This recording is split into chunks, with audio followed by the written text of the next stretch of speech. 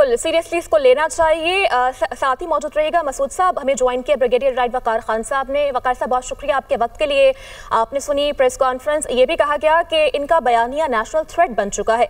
तो अगर उस शख्स का बयानिया इस हद तक खतरा बन चुका है मुल्क की सालमियत के लिए, तो आप क्या समझते हैं उनके बयानी का कला कमा करने के लिए स्टेट लेवल पर क्या इक़दाम लेने की जरूरत है कि मजीद इस जहर को फैलने से रोका जा सके? ये आई थिंक बड़ा प्रॉपर्ली पॉइंट आउट किया। इसके प्रूफ्स हैं। देखें 10 मई को पाकिस्तान एक विक्टर बन के सामने आया, भारत को शिकस्त दी।